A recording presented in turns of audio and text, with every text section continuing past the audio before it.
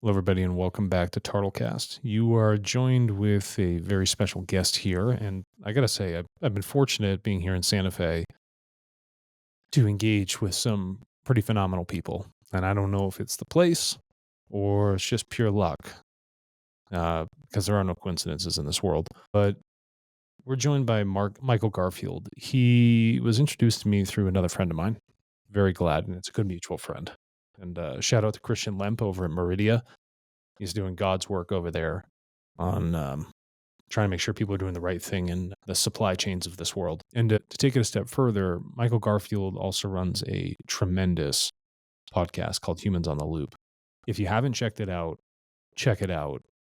And I'm just going to give you my take on him real quick before he opens up his mouth. He has the ability to connect ideas and people and thread things together that are sometimes missed. And the emergent properties of his own mind are shown in his work, but also the way he speaks and extrapolates ideas and then sends them back to people. I consider Michael a gift to this planet, so I'm very fortunate to have him here on the podcast to talk with me today. Don't let that get to your head, okay?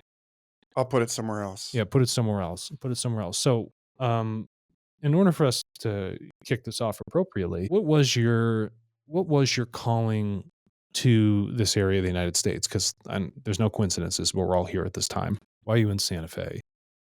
Give me a little bit about your history, and then we'll unpack Humans in the Loop, and then I want to dive into the topic. Sure. The short end of that is that I was living in Austin, Texas, a city I love, and I felt very at home in Central Texas. I'm very sensitive to land and the quality of one's environment. Mm-hmm. And even more than Austin per se, there was something about living there with the profusion of cold water springs and the limestone and the bats and all of this stuff that drew me to that place in 2011. And at the time I found out I was going to become a father in 2018, I also simultaneously discovered that there was an opening at the Santa Fe Institute to run their social media. There was a conflict in my heart about this because I was working for the Save Our Springs Alliance, which is the clean water conservation group in Austin that protected the Edwards Aquifer and had listed the Barton Springs salamander as an endangered species and Mm-hmm. was defending the city against rampant, often unlawful development.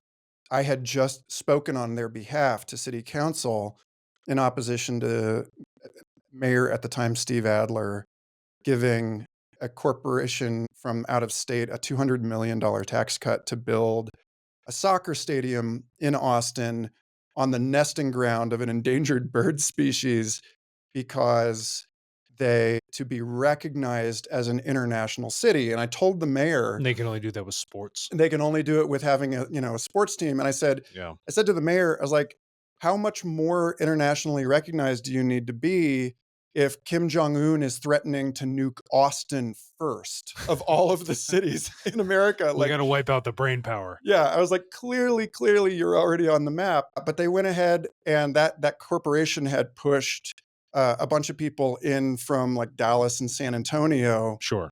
to come in with jerseys and show colors, like represent for this hypothetical future sports team and say, oh, our kids need role models. And so they went ahead and pushed it through. And I could see the writing on the wall. I knew that Elon Musk was going to move the Tesla factory there and that it was going to become a losing battle to maintain the integrity of the ecological substrate of that community and the cultural substrate. Because at the same time, the all of the venues downtown, the classic venues, because I'm a musician and I was watching them shutter one by one because they couldn't sell enough food and drinks to cover the rent when those venues could be swept up by predatory speculative real estate and converted into condos. Sure. And so like we're losing the ecological basis of the town, we're losing the cultural basis of the town, and Austin is still an incredible place, but it wasn't it just felt like the right thing to do would be to move uphill. And I was originally an academic. I had studied evolutionary biology and yet somehow had fallen out of that in my 20s and was hungry for intellectual community and saw the opportunity with SFI to be a way to support my wife and my child and to support my own hunger for learning the deep mysteries of everything. So it was the 5 years I spent at SFI that drew me up here. It felt like I was being recruited into Starfleet or something. Yeah, no, I get that. For those of you who are listening, SFI stands for Santa Fe Institute. Old institution, has its history kind of broached post Manhattan Project. Some people wanted to take technology in a certain direction and others for the weaponization. So those for research and doing good sort of spun up the Santa Fe Institute, and some brilliant minds have gone there. But at the same time, you have whether it be people wanting to build soccer stadiums in the middle of beautiful, pure systems. You have ones that, again, want to influence political control and their own narratives into, again, that field that is supposed to be there to understand Yeah, the biology or evolution of human beings, and those things can be hindered. And so for you, you've probably found a couple of uphill battles. I think the biggest problem I faced there was my 15 years of familiarity with that research discipline Hmm. was not was not made legible to them in a way that was fit to purpose because I didn't have a PhD. Sure. And so putting me at the front of some of their flagship communications products like the social media and then later the podcast, the Complexity podcast that I started for them and ran for 106 episodes, and it became an internationally charting science show. It was doing them a lot of good because they have an international research community Hmm. that had scaled beyond its ability to remain knowable and cohesive to itself. There's all these people that only see each other twice a year at conferences, and they were not staying up on they were What all their doing. colleagues might have been doing. Yep. Yeah, and so I saw this value, and a lot of people there told me that where the work that I was doing really shined was not just in making these esoteric monastic science stuff legible to the general public, but in making it legible to themselves. And that was a great gig while it lasted. But I think, part of it was the hunger as a new parent, eventually with like two kids to build and develop a career within this role rather than just doing what I was originally hired to do and to present new ideas and try to spearhead communications initiatives that were never really given enough fuel to start. And then the other part was that I ended up being one of the most prominent members of this elite prestige oriented scientific community, But outside of the but not a scientist. And that's a huge problem for an organization that gets half of their money from NSF grants and half of their money from private donors, most of whom are in one way or another tied to the world of venture capital that's right. and are paying through the nose for prestige by association. And then you've got this guy who has no credentials, no money, no title, and he's in the middle of this. I think with total sympathy to the decisions that an institution has to make like this, it looks off for them to look.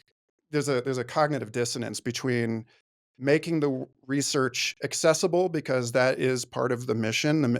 This is work that can help the world, and then the fact that they are mysterious and elite and withdrawn and exclusive.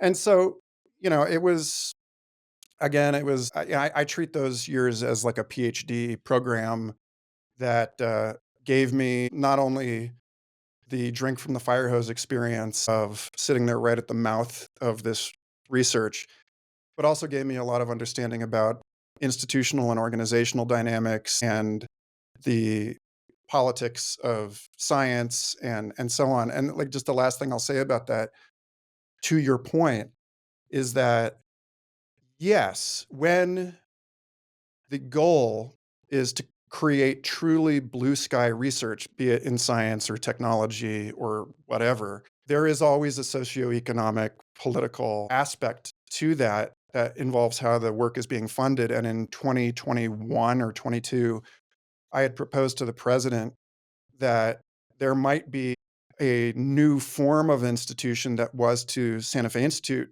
what SFI had been to Los Alamos, where Yeah. their founders had decided to strike out. And what would that look like? And what it would look like is something that manages to completely decouple politics from the allocation of research and talent. Cool. And I said, well, why doesn't SFI incubate a complex systems science DAO as a way of providing people the ability to contribute to work that's not being subtly filtered by the concerns of development? And filtered by priority of Yeah, that economic development. exactly. And the answer, which I have again full sympathy with, is well, we can't be seen 40 years in, we can't be seen as chasing fads. And so I really, I came out of that experience realizing that unless you have just an extraordinary condition within which you have shelter from leadership to do something truly deviant,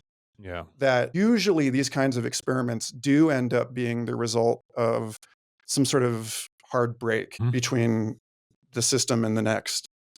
So when that decoupling occurred through your experience, you found that it's almost like the shackles of politics in capital drifted away from your ability to actually to bring ideas and understanding back to people and bring the right minds together. Now you're in the driver's seat with humans on the loop. You're the one that is deciding the cadence, the topics, the connections, essentially the broaching of any subject you see as biologically evolutive to human beings to understand and hopefully open up that realm. It's almost as if the aspects of that internal Tao, you are now bringing certain characteristics of it to your conversations that you're having, these critical conversations. And I think humans on the loop will be that emergent property required to achieve that thing that you have been striving for a long time. One hopes, although as an independent researcher and media producer, there's really only so much I can accomplish. So one of the primary goals of this project is to foster relationships before products.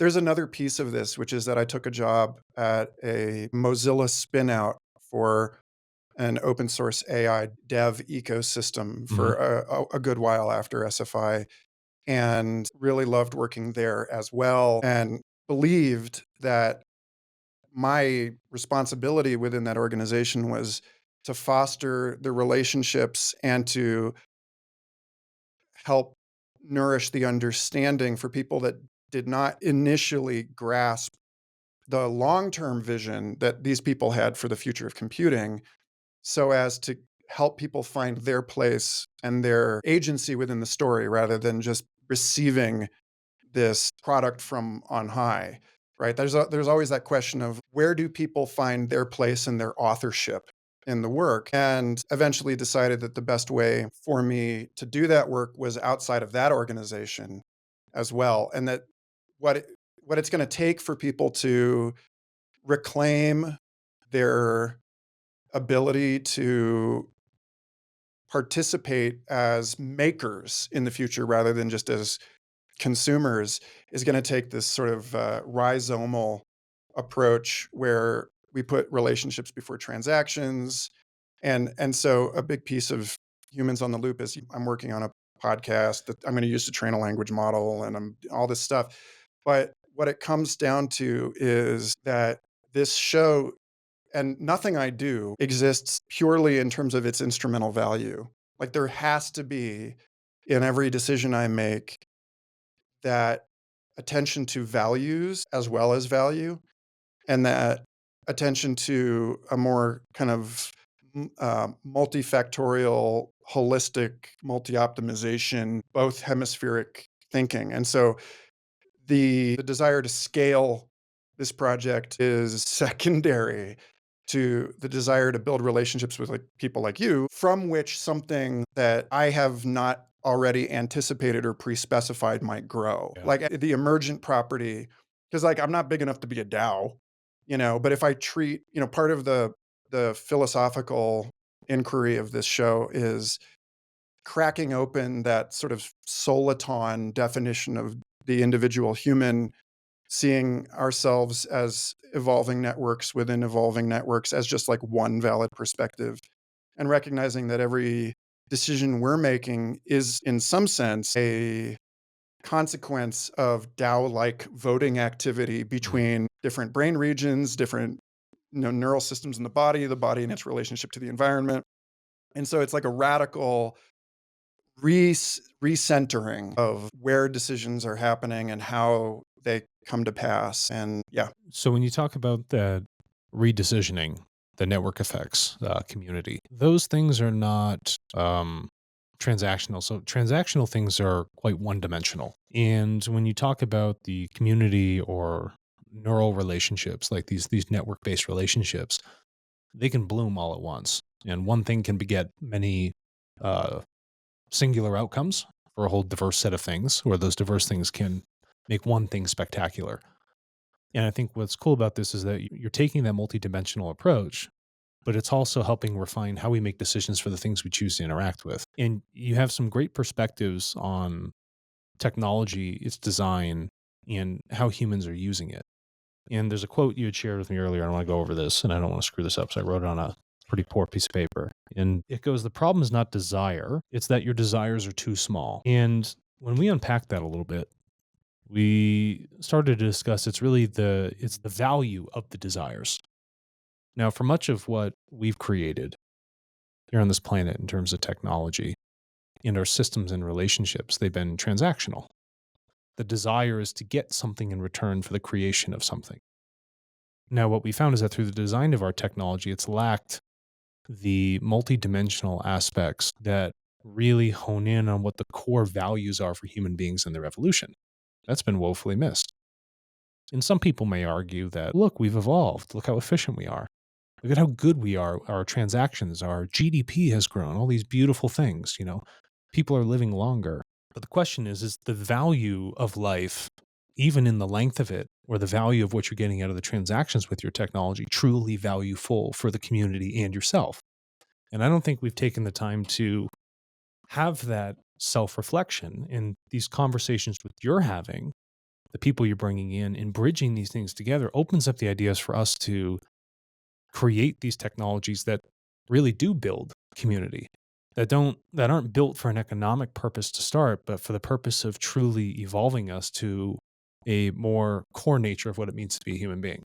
Am I off the bar on this? you're completely right. I think about it a lot. I find myself basically trying to articulate the value of values. That's absurd, Mike. Well, it's like, we're at a point where, you know, uh, British psychiatrist Ian McGilchrist, right, talks a lot about the attention of the left hemisphere as being focused on, goal-seeking instrumental concern, and the right hemisphere as being more qualitative and pattern matching and not orienting oneself along a vector, but seeing the world as living mystery. I just wrote a great piece for this for Anna Gerber's website, Hurry Up, We're Dreaming, that'll be out soon, about sacred data and how we can't really separate the human search for meaning from our engineering products and like projects through history. And so like, but at the same time, McGilchrist makes this point that as a society ages, it tends to double down again and again on the narrow optimization of left hemispheric thinking, and as such makes itself increasingly brittle to things that lie outside of that strategic function. Which is almost everything. Yeah, Because which as that becomes yeah, more narrow over time, you become a feedback loop system of just that one thing. And then the rules or the principles of nature around it, they don't align with what is occurring. And then this specialization within society and the technology it uses becomes weak. And we see this in genetics. When mhm. you overbreed speciality, you inbreed weakness.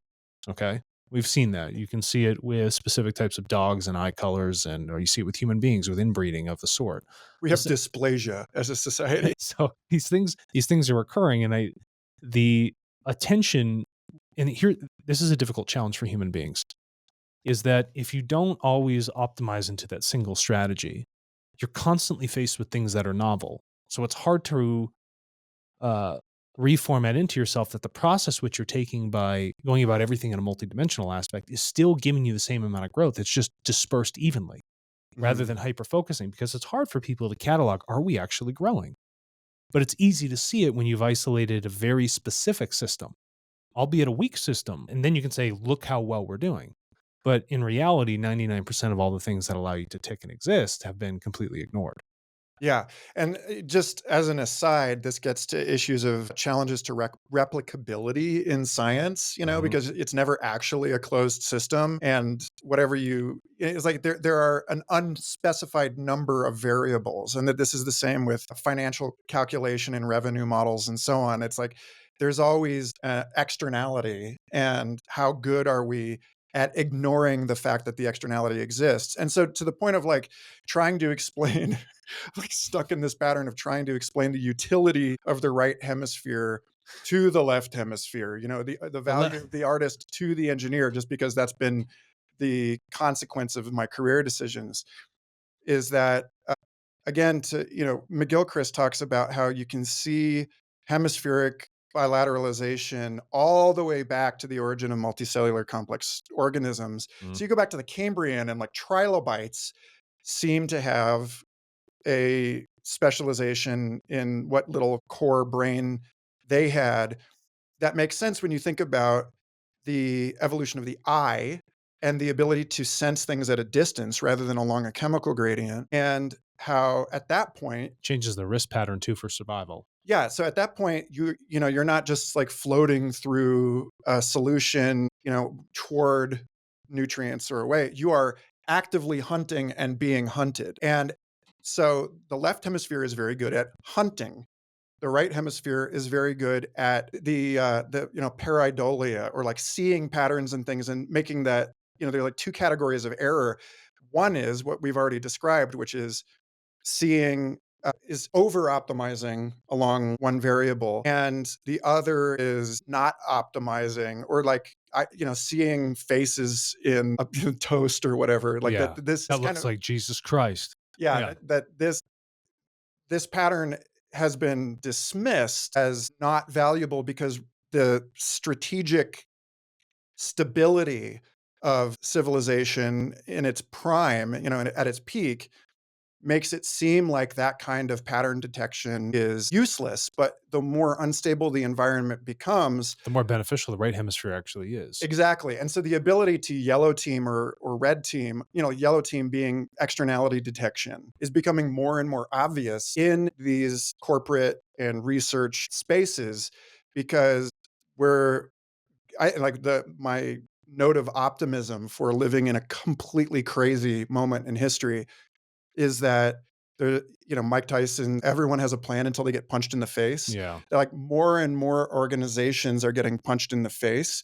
And so it's getting easier to you don't have to push the value as hard of being able to think otherwise in this world. And so yeah. When you talk about that chemical floating and also the ability to bring in some sort of light intake to determine a path you should go towards, like food for risk and survival, it's almost akin to human beings and technology. I mean, we started with blades, right, in combat. I had to be very close to you. If survival is going to happen, it was going to happen here. But then when I started to create range, whether it be with the bow and then later to the technology of, say, a rifle, through gunpowder, now the distance of my decision making has now changed, my path. And now I optimize for this gap of space in between me and whatever that target may be. And from that, I'm going to create all my technology for the optimization of how I can now survive in a world with this space that exists. Now, for us, when we have taken this optimization path just for the technology and we've completely excluded the right side of the brain, what we find is that when this thing explodes, when this thing breaks down, this supposed system, we're not left with the proper tools to actually handle the world around us. It's almost like saying, it's like when you take the gun away, how many people are sufficient in hand to hand combat? Very few for their own survival, right? And how do you even navigate, systems of combat? How do you navigate all these different organisms coming together trying to survive now that they can't distance themselves? And technology has continually distanced us from each other. those relationships have dropped off. And that will inevitably end up crumbling and force us to come together and find some sort of concord. But the question is, when you're forced to do that, how do you handle that scenario? And when you go back to the trilobites or those other early, multicellular organisms that are on this planet, I look at that in terms of evolutionary biology as the earliest basis for morals and ethics. But they happen naturally out of a system, but we have ignored the development of those things and specialized into technologies that don't encompass survivability or community, right? Or the need or understanding the interactions or interconnectedness of all of us as a group or a species. And we haven't carried that through into the design of what we do. If anything, we've ignored it. And we specialized ourselves in the ignorance of this thing which truly allowed us to survive and exist. And we chose one little part of that system, which was the distancing for risk and like sightlining where we should be without really understanding all the other pieces that came together naturally, evolving out of that survival mechanism itself. And our technology is a very simple reflection of that. And we're not having the conversations internally for how we should be designing or interacting with those things because we've forgotten how to interact with each other. So, how can we assume that the adoption of technology and hyper specialized systems is going to give us that evolutive benefit required for human beings, whether it be in chemical biology or even at a spiritual level for them? How do we continue to grow multidimensionally if we've completely ignored those factors that allowed us initially in our smallest forms of life to grow and evolve? Well, so a certain amount of this comes down to, for me anyway, trusting the process, because the techno solutionist thinking is what got us into this in the first place. And being someone who was trained in paleontology, I tend to look at everything that's going on now as through the lens of how living systems have navigated generalizable, like analogies of this kind of thing in the past. And one of the things that shapes a lot of my thought and my work in this is the Bob May's 1972 paper, Can a Large Complex System, or Will a Large Complex System Be Stable? Where he says that we think of diversity as increasing the robustness to threat. Like at first pass in systems, It could like normalize a new thing the that comes more into it. tools we Yeah. have, the better equipped we are to deal with it. But you look at somebody like Brian Arthur and his work on the nature of technology, his point is that technology is recombinant. And so every piece of technology is a remix of previous technologies. And the more of them there are, the bigger that space of recombinant possibility becomes. And Bob May's point was, in living systems, what we see is that above a certain threshold, the space of possible outcomes so far exceeds the ability of any strategy as encoded in the anatomy and behavior of organisms within that ecology to predict that eventually they undermine themselves. And Mhm. so what happens is, in a period of ecological collapse, which is not a binary thing, there are always constraints in complex systems. So what we've seen is we're at that point where we're seeing a curve, but it's like I have no There's still things trying to lift that curve up to yeah, prevent the there collapse there is itself. still a floor to Yeah. this that I don't believe we're going to fall through. The question of where that floor is for another time. But what what happens in mass extinctions or market collapses, et cetera, is that the specialist strategy becomes non-viable because the network of relationships in the ecology has been disrupted. What thrives are the strategies of generalists that were only assumed at great cost. Like, like to your point, it's like, if you are someone who knows how to nap your own flint and generate your own electricity and grow your own food and you live in Manhattan, that's kind of weird. It is weird. But at the same time, Manhattan is one of the food deserts, incredibly dependent on supply chain infrastructure. And basically, there's always that moment in the horror movie where the weirdo conspiracy theorist that everyone thought was Is ridiculous right. is the guy that everyone relies on for survival. And so it's like a healthy system is always going to find the levels at which there are appropriate fractions of the population between these two strategies. And I think we're tilting into, for probably the rest of our foreseeable lives, strategies that are more like we're going to see a relative increase in the capacity of people to engage in lifelong learning and in kind of improvisatory, spontaneous, make do approach to things. The ability to sense patterns, to relate to people. David Weinberg at Harvard Berkman Klein talks about interoperability Yeah. in chaotic environments. And so, yeah, like I think that if we think about, well, I'll leave it there.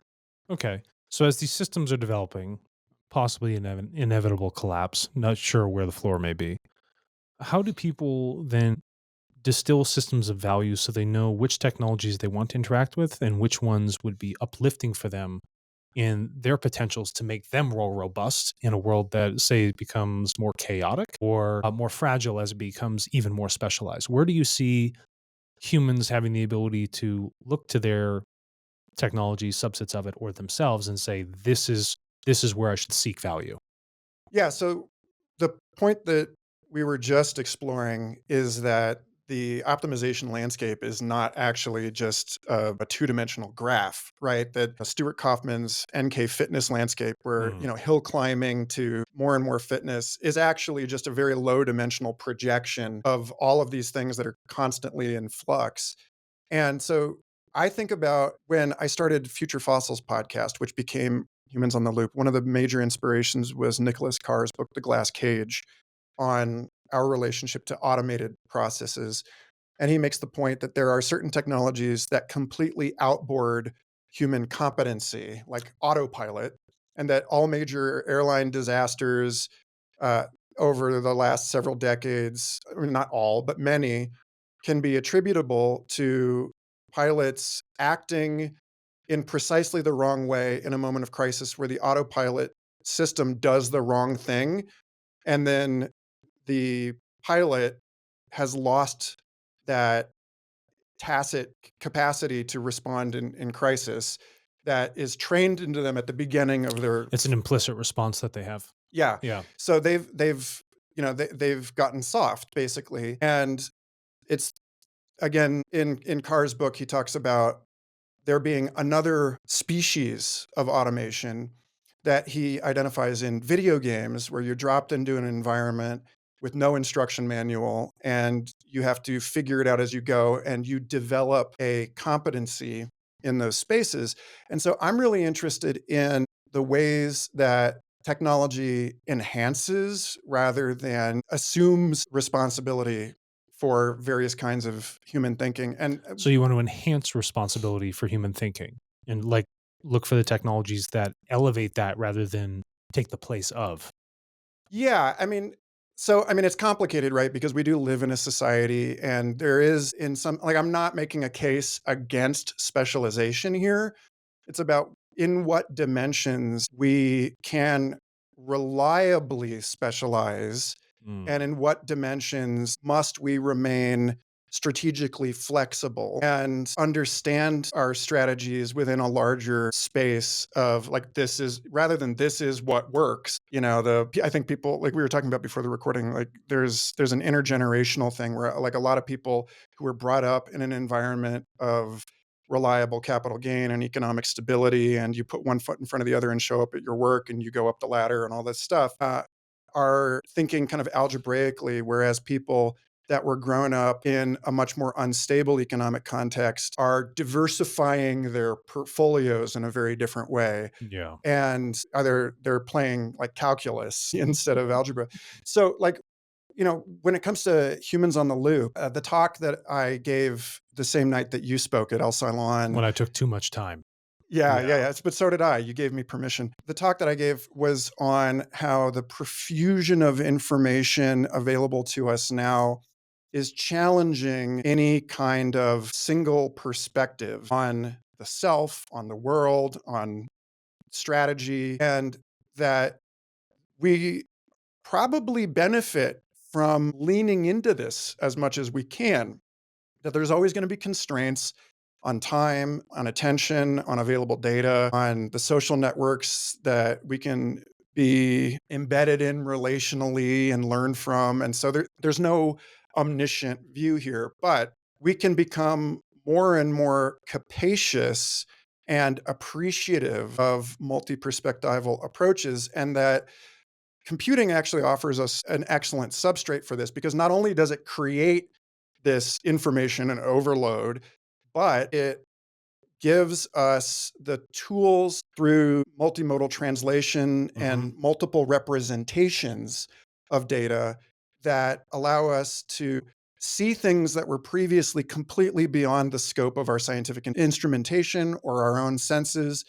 It allows us to move things out of like I'm very excited about the idea that I no longer have to somehow create the podcast and the transcript and make videos and do all this stuff, and that I can meet people at whatever level and in whatever dimension they find it easiest to take what I'm putting out and adopt it to their own life and context. That's right. And so, like, in terms of where I see technology and our relationship with it being very promising, I think I mentioned in that talk K.L. Otto McDowell at Hmm. Google and the essay that they wrote for Gropius Bao on neural interpellation and how in the age of neural media, meaning brain machine interfaces and machine learning systems, that we're no longer seeing ourselves in society as nodes in a network, but as evolving multi-layer networks in conversation with technologies that adapt to us, and that the stories that we extract from these enormous latent spaces of correlation are the basically working hypotheses. So there's a cracking open, I think, that's really important here, which is an injection of humility into the stories that we're taking. And so there's where I see us as really having some hope amidst the transformations of this century are where we have found a balance between reasonable surety that we know how to act in the world with the flexibility and the adaptability to adjust the story upon which those strategies are based, thanks to the ability of our technological systems to expand beyond the registered variables. And so, like, to get back to the replicability crisis in science, like one of the things I remember years and years ago, Charles Eisenstein talking about this, I think in the Ascent of Humanity, is that there was a scientific experiment where they got very different results growing plants underground at different times, and they couldn't figure it out until they realized, because it wasn't the sun they had controlled for the light, they realized it was the tidal influence of the moon. Yeah, the moon has just as much of an influence, right? Yeah, And starlight, things of that nature, they've also seen in the national laboratories have had dramatic changes in growth, and some of the greatest growth yields can actually happen in the twilight hours. right. When at first we're like, the sun's required for the growth.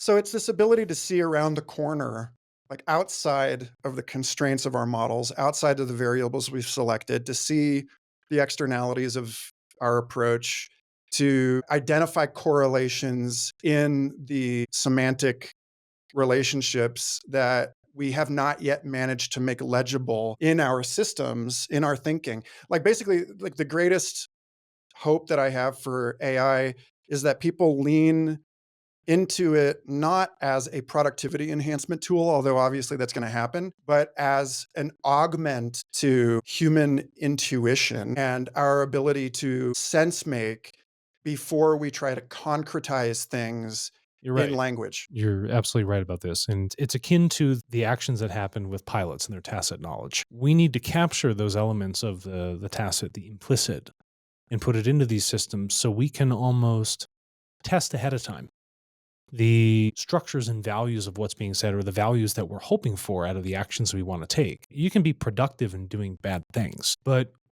the artificial intelligence should, if trained appropriately, given the right data, and brought in these elements of the human being that have those rich values, that have that self responsibility, and have that implicit multidimensional knowledge that goes into it allows us to then form valuable communication with others and pre-test it before it goes out, right? Without, you could see how polarizing something may be, or even have the ability to map human behavior effectively, not in a linear instance that people go out do this because they need to survive. It's all the other elements that truly lead to the decision making to occur in a system itself. And I think artificial intelligence, when given the right fuel, allows us to see all those different aspects of the mapping, like you were talking about before. It's not just that one dimensional thing. It can use with computation to show what hadn't been seen. And now, for us, if we can connect that layer of consciousness into the technology itself, all that implicit knowledge, that is the stuff that will make it robust. I think that's where the value systems start to come out. And it's not value that has been sought, say, by people who are trying to extract more resources, but value in understanding the interactions between ourselves that form from our communications, whether it be with others or us internally. But we need to map our internal communications first with that implicit knowledge into that system. Otherwise, the system really won't grow to the thing we really need to help us evolve. It'll just fall down the well of productivity like every other thing under the sun has done for us when it comes to technology. We really need to pull in the multi-dimensional aspect of our thought in decisioning to make that artificial intelligence become something that's more of an artificial general intelligence. Yeah, and I'll add to that that I think, again, one of the biggest talking points for Humans on the Loop is something that grew out of my engagement with the Mozilla spinout, which is that the future of computing is not people exclusively or even primarily interacting with these enormous corporate language models, but that we have enough computing in the home that Yeah. people are training their own based on whatever data they consider salient, Mhm. and that decentralized curation allows people to run billions of parallel experiments that can connect with and feed into systems. Again, yesterday, we talked about this a little bit before the recording, but yesterday when I was talking with Andrea Ferris about what she hoped she would see more of in the world, she said that she wanted to promote the protocols for self-governance experiments that we can identify not just theoretically, but we can actually see working in the world, and then begin to try and make sense of how those successes can be generalized or transposed into other contexts. And so, like one of the things that I find really hopeful for the future of science and learning broadly is that right now, like again, you and I were just talking about telepathy research and how actually the protocols that people in this domain adopt are so incredibly rigorous, triple and quadruple blind, insane metastatistical analysis. They know that they're up against a thing so that they have to control so much more carefully than they might otherwise have to within a system where the hypotheses are sort of just Yeah, because accepted. if there's any crack in the measurement or processy of them trying to show statistical validity of, say, telepathy, people will go to that rather than look to the value of just this thing being a possible thing. Right.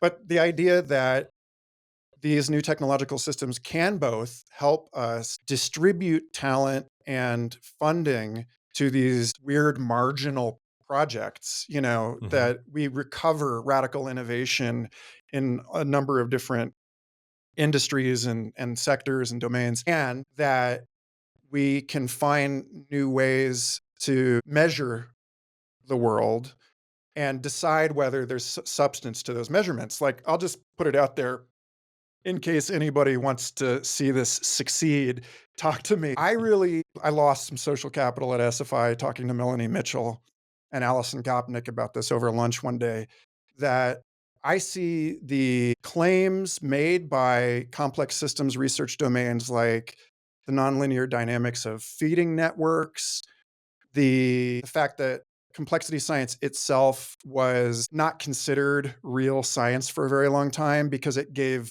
bounded domains, like it gave constraints of emergent behavior rather than specific predictions.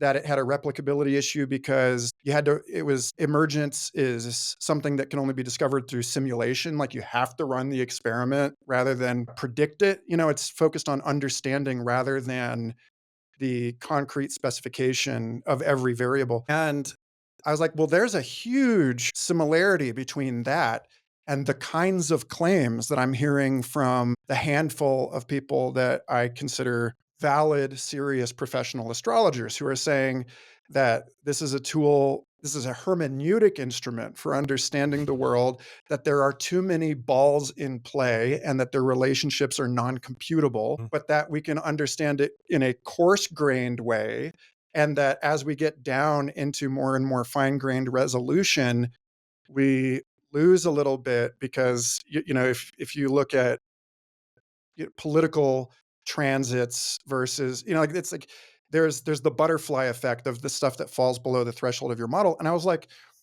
well, no one has ever actually fed natal and transit data into computers for the use of modern statistical techniques in trying to determine whether or not there are actually patterns there. Because again, the socioeconomic concerns of science tend to foreclose on stuff that lies outside of the model, or that there's no evidence of this. Well, it's like, well, you've never actually created a robust disconfirmation of this area. Give an example of the natal or transit data. So like the one area would be, does a planet lie on the horizon, ascending in the midheaven above you, or descending on the other horizon at the time of your birth? Depends on where you are born. Right? Yeah, it depends on where you're born and all this stuff. And that there are, what I consider archetype.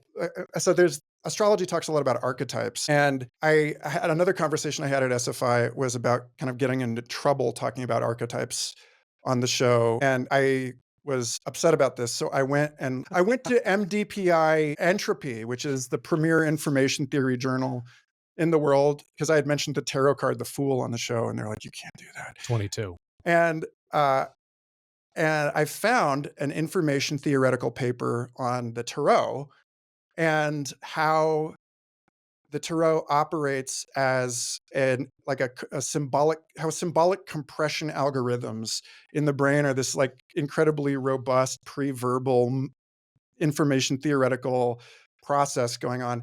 And so I think that a lot of, I would just say, like, forecasting a very rich domain of research is how we can start to understand what we consider to be pre-rational but remarkably robust transcultural patterns in society as properties of human-based organic machine learning, which is data over model, Right. correlations.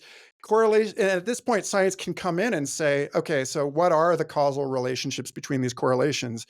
But before that, you have the substrate of rational thought.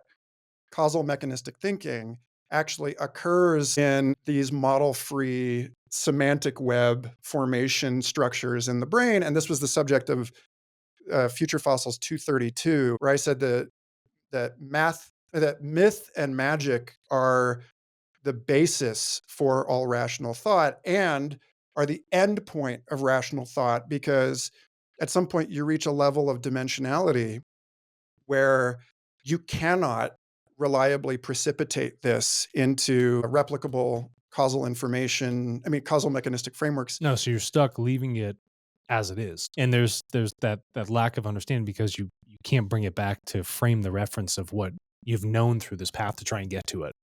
The question is, like Terence McKenna always used to talk about how the mushrooms enhanced his erudition. And it's like, yeah, there is in some sense an absolute human bound for illegibility and ineffability, but we don't really know where that bound is. We've never actually touched it. Yeah. And so I hold out hope that a lot of the things that we consider beyond the scope of science, of reason on either side, that seem to be the domain of spiritualism or myth or magic or whatever, will eventually yield insights as they have. Like No, they did. that's the great That's success. what the tarot did before. It was yielding insights, archetypal insights, and help people to understand some frame of reference for what was going on without understanding the complexity of their lives or when they were born into a system. They're just there. So they Yeah. can rely on this. But then towards the end, it's like as you continue to grow and learn more, you were given a simple starting point, and then the life continues to be more complex, but then you're still left with that unknowing principle still at the end. The thing that Yeah. started with you is also your end at the same point. And that is the thing, is that it's not the Age of Enlightenment project of eradicating the irrational, Yeah. because I'm writing a piece on informed consent, which is one of the 6 domains for humans on the loop. And the point is that consent must always be partial because we have this epistemic bound on our ability to actually understand the system. Our agency is always partial. We're Did on you consent to being in the system? No, you were born into it. exactly. It's not like you had a choice, like, I'm going to be born right now. Yeah, and that's not to say that consent doesn't exist. It's that we have to keep that one eye on what lies on the other side of, that great alchemical woodcut, of the guy reaching out Yeah. beyond the known and There's an into the alchemical lensing occurring, and yeah, something's on the other side. but of course it's not just that. Again, it's not just it's your local horizon of sensibility, and what happens when we can decentralize that and start to integrate those possibly overlapping bounds of people. I mean, that's basically what the Human Cultural Project has always been, but we're going to have opportunities that we have not historically to start to translate between what have been mutually incomprehensible domains of the structure of validity claims, the admissibility of data, all of these different things. And we'll start to find some really, really interesting generalizable insight into what is actually going on, whether or not you think that astrology is going to bend the knee to statistics. The point is that we're getting more comfortable with accepting that the more questions we answer, the more questions we produce, and we can expand the island of knowability, but we expand the unknowable, the mystery of things even faster, to get back to that point about relationships in an ecosystem So you expanding the recombinant space. so you're saying the more you know, you less you know. The less you know relative to what you know Yeah. exists, for sure. Yeah. And And you so, have a limitation to what you know exists. yeah, That's what absolutely. you are. You're born limited. Right. Which is why, for whatever reason, a suspiciously high number of Nobel Prize winners self declare as highly religious, I think, because they mean something different about religion than Yeah. the atheists suppose. They mean the sort of Einsteinian mystical appreciation for what lies over their event horizon. Yeah, that's a very good way of putting it. And so for the things that lie over it, which we don't know, is there any technology that you would point to now that people should be adopting? I think it's going to get easier and easier to grow your own retrieval augmented, what author Charles Strauss called a metacortex. And I'm starting to see products for this. Actually, there's a company founders I want to introduce to you, because they're thinking about doing this in a data secure environment rather than the weird, sketchy, porous surveillance capitalism version. Like a lot of the stuff that I'm very interested in right now grows out of Gordon Bell's experiments at Sun Microsystems on what he called My Life Bits, which is creating personalized search engines trained on your own corpora, trained on your own Mhm. Your own personal correspondence human history. library. Yeah, and I Yeah. think like one of the more exciting things, and I don't know where you are, but we haven't talked about this, but one of the more exciting things I see on the horizon for products like TARTLE is not just the ability to earn on and broker data for organizations that are using it to make extremely rich models of you, Mm. but to use the same data to make competitively rich models of yourself that reveal opportunities for discovery and reflection and really challenge the narrative, the identity that you have of yourself. Like the last piece I'll say on that is one of the reasons I brought up Timothy Morton and his object oriented ontology in that talk at El Salon, that will be up on YouTube by the time we publish this, was, his point was that you are mostly alien, mostly strange to yourself, like that your own ability to perceive. Carl Zimmer gave that piece in New York Times recently on how human conscious processing is like 10 bits per second, like comparing it to the processing of computers and saying, oh, yeah, we're just like woefully inept. But that's conscious processing. And like, how much is your brain and your body and the extended cognition of body plus Biome everything processing, else, cellular processing, all those of this other stuff, things. like we're not even beginning to measure how incredibly potent that system is. Holistically. Yeah, and so how much more of it can we become aware? And of course, it's not like he's using 10% of his brain, now he's using 100% of. What if we could use 100% of our brain? It's not like, again, like that's never going to happen because of the receding horizon. And yet, just as we have used telescopes and microscopes and other technologies to extend the phenomena of other scales into something that is legible to the human with our limitations, we can start making these patterns more legible to ourselves. And then the question becomes, how much is too much? Because like there Let me is the issue of quantification I'll of unpack this for you. behavior. TARTLE's end goal is not to just allow people to monetize their data. Stage one. You remember the Library of Alexandria? I was there. Perfect. You're the one that burned it down. Son of a bitch. Mea So culpa. yeah. The context of that is all of what was known to human civilization at that time was collected in one spot. Great. It's an explicit collection of humanity that was lost. Now, we have been afforded the opportunity to sustain a record of information on human beings like we've never done before with great efficiency. It's a beautiful tool. The question is, what do you choose to record, and when recorded, how do you use that recording? Now, with TARTLE, we saw a definite need to fix the power imbalance between those who were creating the data and those who were using it.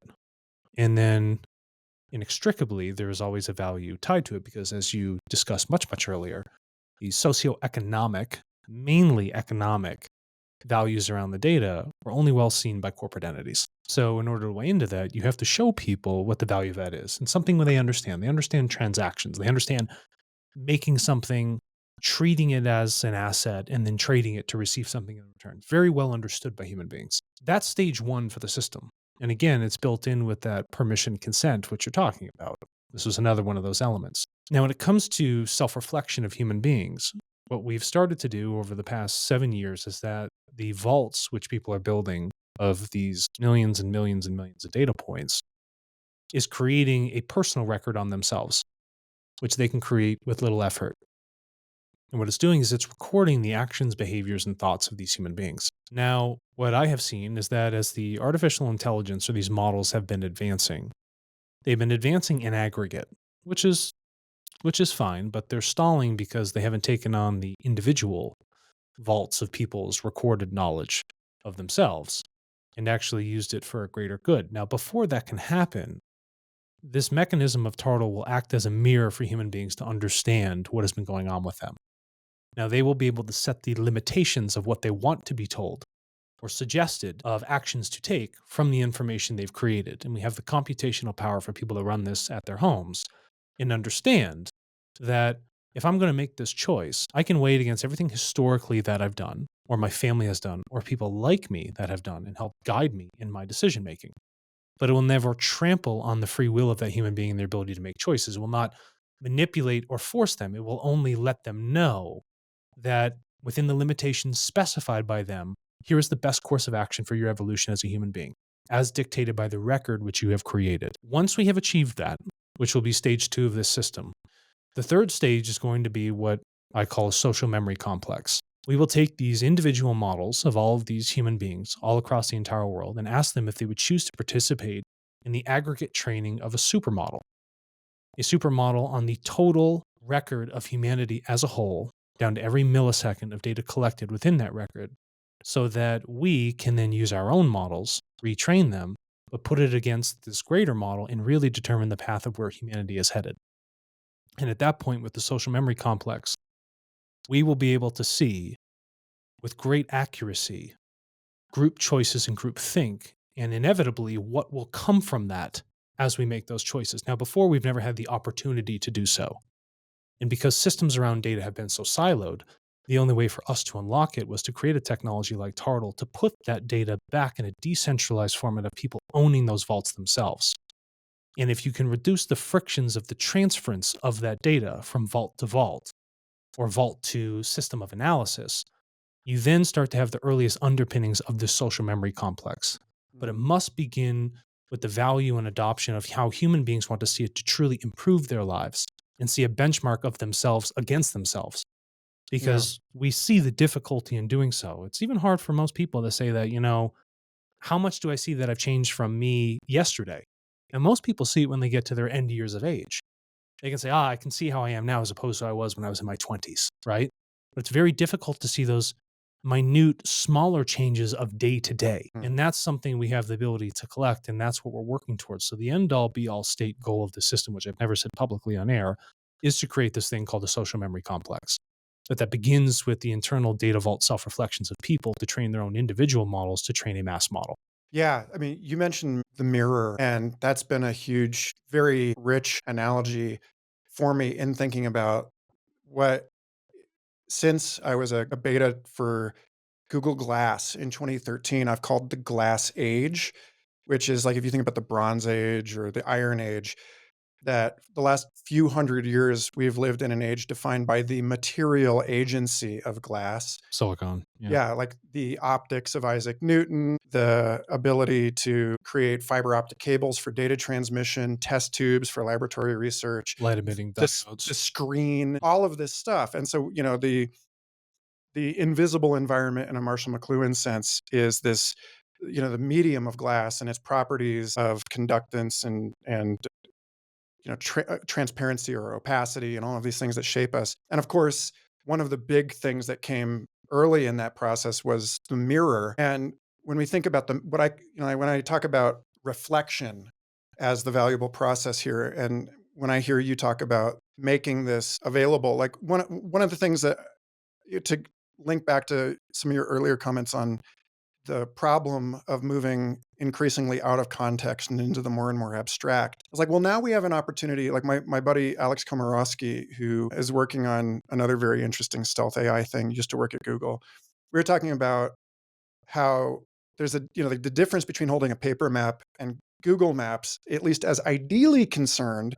Ideally, Google Maps wouldn't just allow features to pop up out of nowhere as you scale in and out. It would have that genuine continuity where you would start to see things and their relations and you'd see them grow. And we have this opportunity now with the fruition of what you're talking about to scale the map of the self from what was conventionally revealed through the mirror, right? Like where it's like the mirror kind of allows us, I think the original mirror, a fixed membrane, fixed color spectrum, reinforces a particular kind of identity in the way that a lot of modern social digital technologies reinforce a specific kind of fixed frame. And the reason I'm so hyped on rapidly decentralized local data curation and this access of being able to move up through levels of abstraction and spatiotemporal scale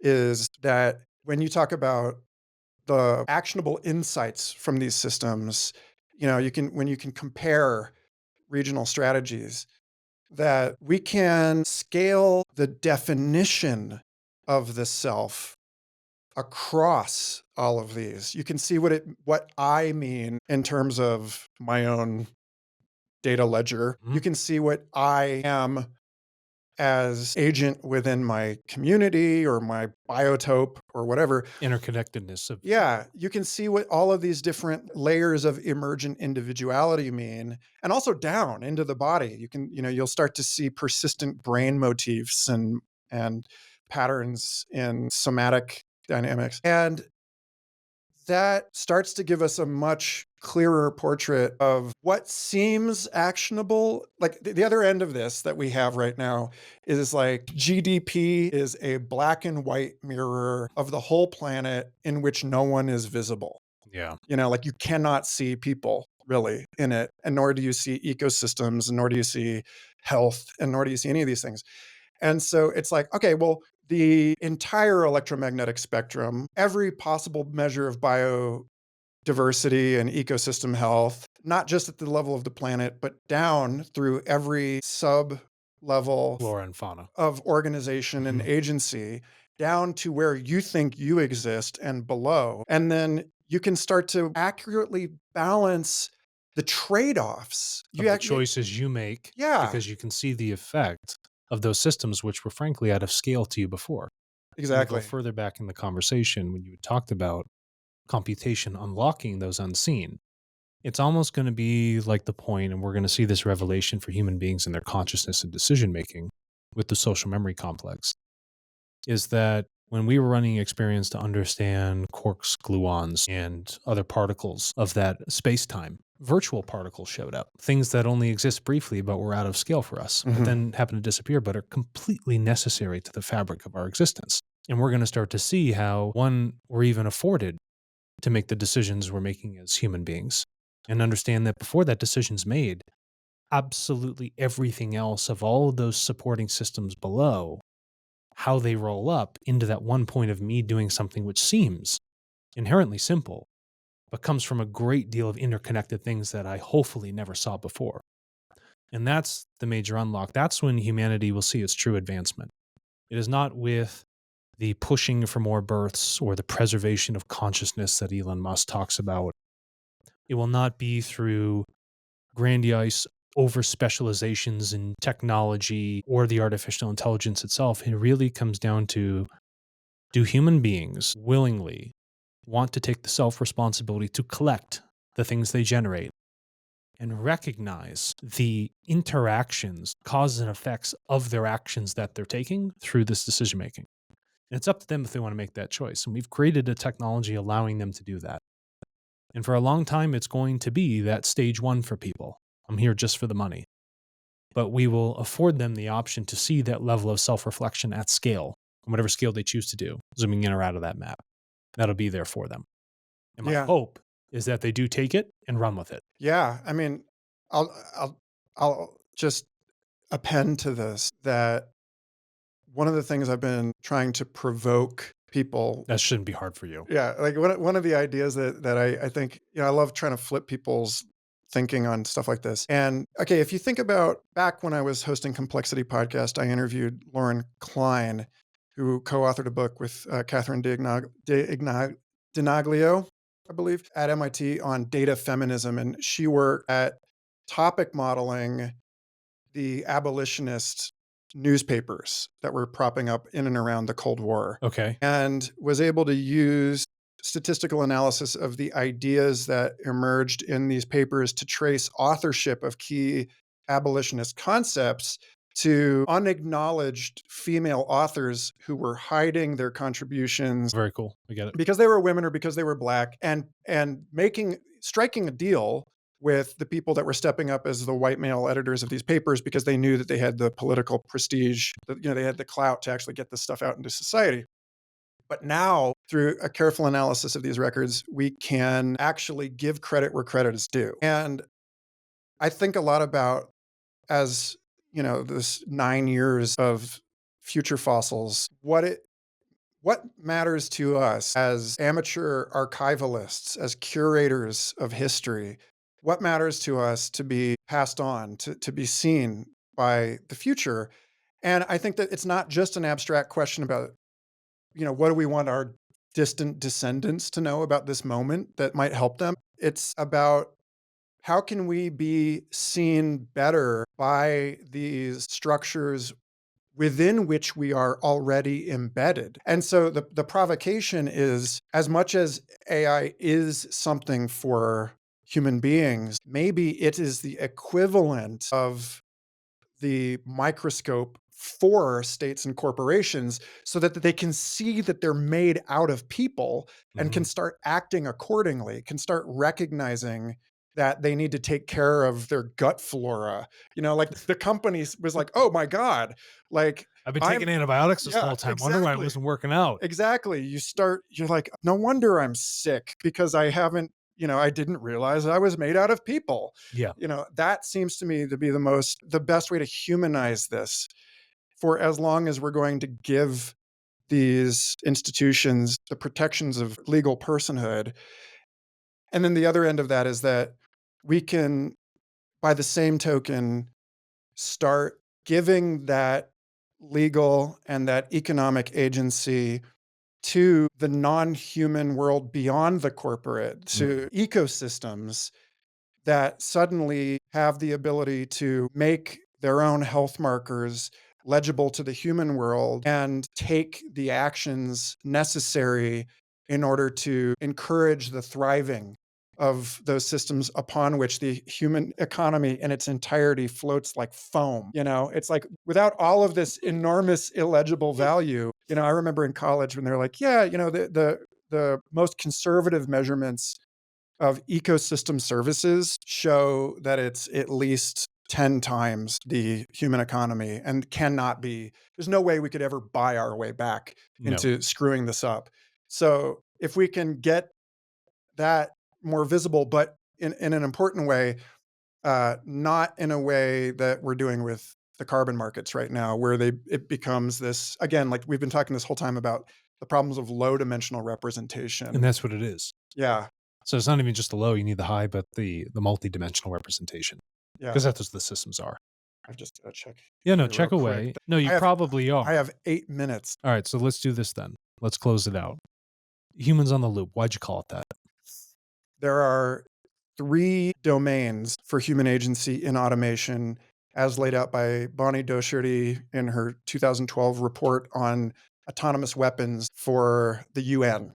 Okay. Human in the loop, which I think most people are familiar with, and actually has created a kind of search engine problem for me with this show. Human on the loop and human out of the loop. And I think the two on either end are self-evident.